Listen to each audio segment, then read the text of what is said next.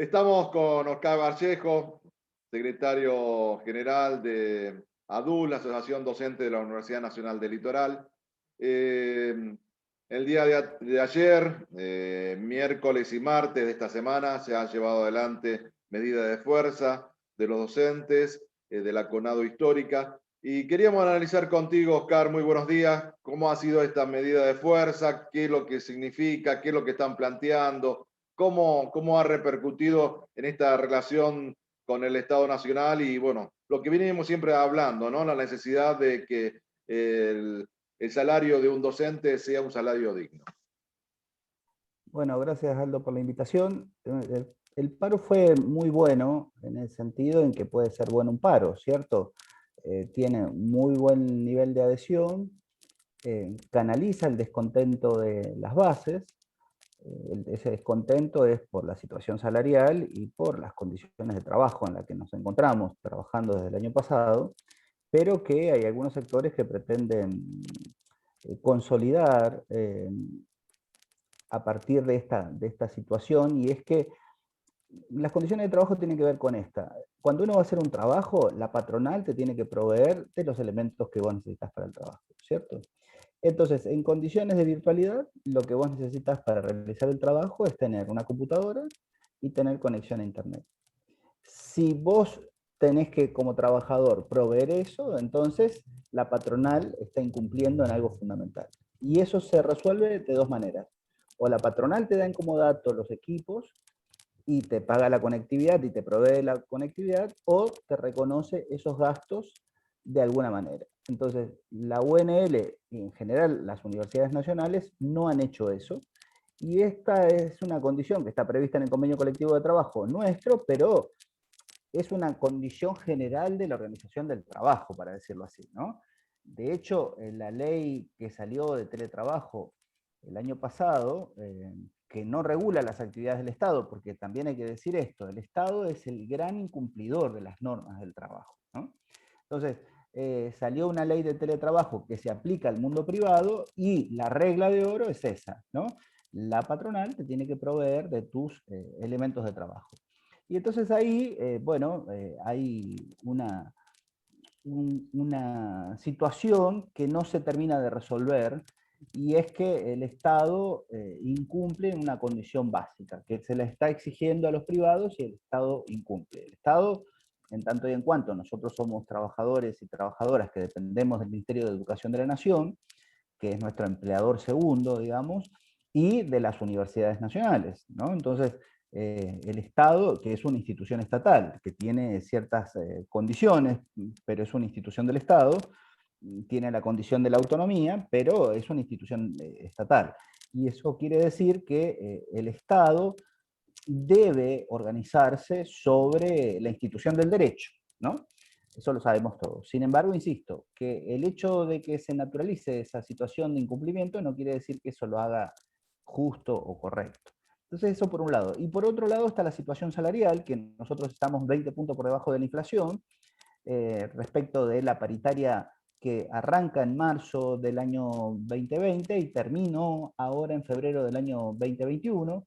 Nosotros tuvimos en esa paritaria una recomposición salarial del 17%, y la inflación en ese periodo es del 35%, ¿no?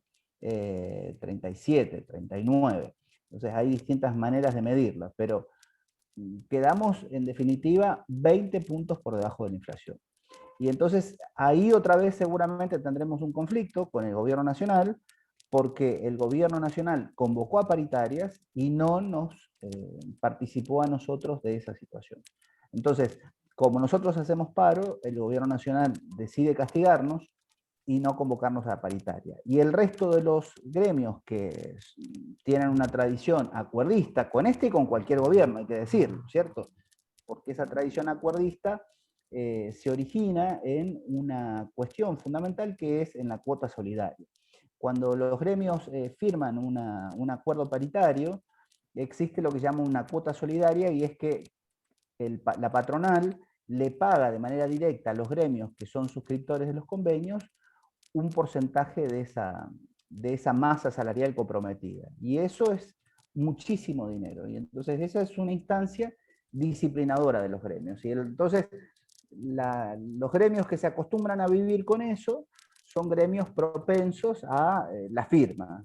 Y la Conado Histórica tiene la tradición de organizarse sobre las cuotas que pagamos quienes nos afiliamos a las asociaciones de base. Y entonces los gremios tienen la fortaleza o las debilidades de las cuotas que reciben de los compañeros y compañeras que se comprometen a sostener un gremio.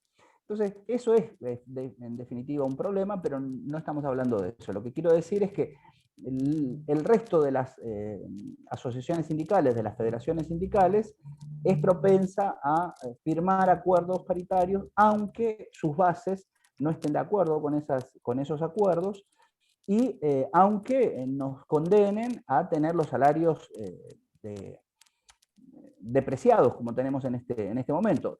E incluso están dispuestos y dispuestas esas organizaciones sindicales a organizar un discurso mentiroso, porque siguen diciendo que nosotros el año pasado le ganamos a la inflación o empatamos a la inflación, y eso solamente es posible cuando se suma un 16% que correspondía a la paritaria que nosotros habíamos firmado con el gobierno de Macri, y que ellos lo hacen pasar como si fuese una paritaria ya del gobierno actual, ¿no? Entonces, claro, hay un 16% más que sumar. Entonces, si uno suma el 17 más el 16, bueno, te da una situación distinta de que solamente tengamos el 17 pelado. Entonces, bueno, es parte de la disputa, digamos, entre gremios, y que lo que yo escribí es que eso hace que, porque la energía de quienes trabajamos tiene que estar dirigida a presionar a la patronal para que la patronal reconozca y se vea obligada, porque en realidad pasa eso. No es que las patronales sean bondadosas, las patronales, las universidades suelen ser bastante leoninas como patronales. Para decirte un ejemplo clarísimo, nosotros somos el único sector en que la patronal te puede despedir y no te paga indemnización. Porque se avalan con esa idea del despido justo, que es, por ejemplo, si uno pierde un concurso, ¿no? Entonces, bueno, tenemos esa situación. Las patronales universitarias son bastante leoninas, es decir, se comportan como patronales en el sentido pleno. Entonces, la energía de quienes trabajamos tiene que estar destinada a obligar a esas patronales a que reconozcan los derechos y a que ese reconocimiento de derechos vaya increyendo, digamos, ¿no? Porque esa es Sí, el sentido, Oscar, hay digamos, una cuestión que cultural. no podemos dejar de pensar, que el rol del Estado es en uno de los pilares fundamentales, que es la educación. Vos hablabas recién del año pasado, lo que fue la virtualidad, pero digamos, y las distintas dificultades. Sabemos que no todos los docentes tienen conectividad, no todos los docentes tienen equipos adecuados en computación. Vos hablabas de esa herramienta tan importante a la hora de dar la enseñanza que es parte de lo que es la educación. Pero también yo quiero preguntarte, si ustedes han visto que han mermado, por ejemplo, los estudiantes, porque tampoco todos los estudiantes han tenido conectividad, no todos los estudiantes tienen los elementos necesarios para continuar en este ciclo que ha sido tan difícil. Bueno, en principio podríamos decir, es una discusión, es un debate establecer cómo fue la situación del estudiantado en estas condiciones de virtualidad.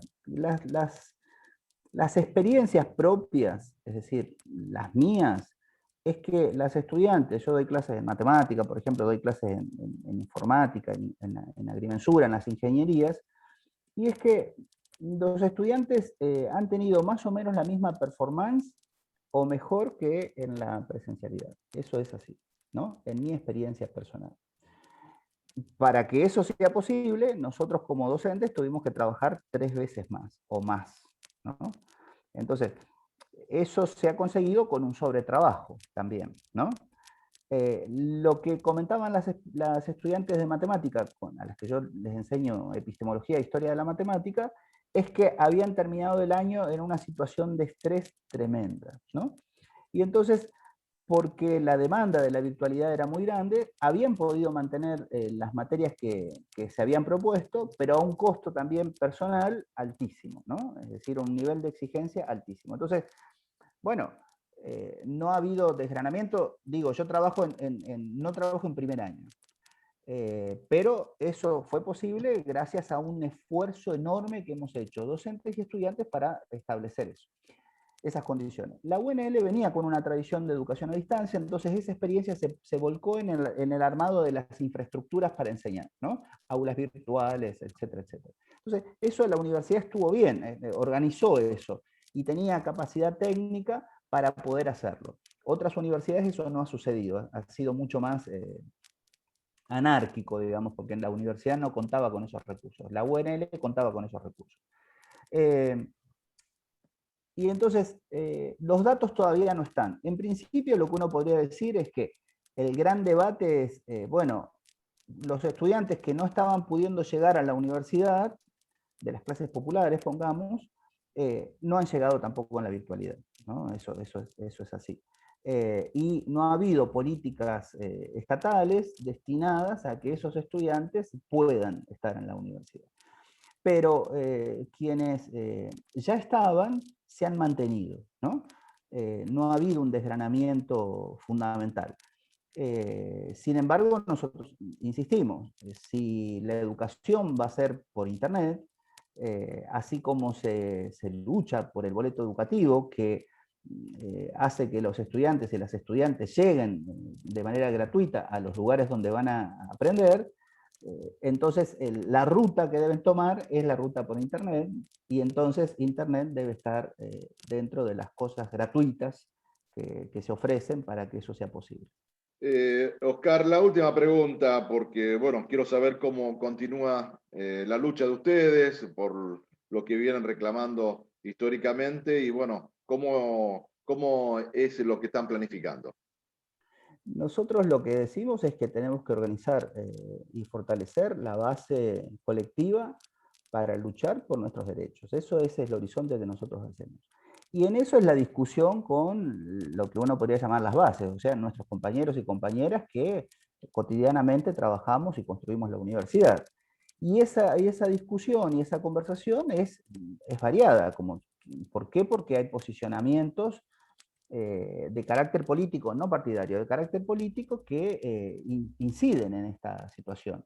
Y porque se asume también, y eso vos lo debés conocer bien, y la audiencia también, y es que las docentes, los docentes, asumimos una responsabilidad desmedida sobre la situación de la educación, ¿no? Y entonces eso tabica la posibilidad de hacer paros y de organizar medidas de acción fuerte, en tanto y en cuanto se siente que se perjudica al estudiante, ¿no? Al estudiantado. Sin embargo, quien perjudica al estudiantado es la patronal, no somos nosotros, porque si nosotros tuviéramos las condiciones salariales y de trabajo que debemos tener, no estaríamos haciendo paros, ¿no? Entonces, el debate y la conversación con nuestros compañeros es siempre decir que la responsabilidad está en el Estado y que nosotros no podemos dejar de luchar por nuestros derechos. Porque efectivamente el piso de derechos, además, como vos bien sabés, una vez que se consigue un piso de derecho, hay que luchar para que ese piso no baje.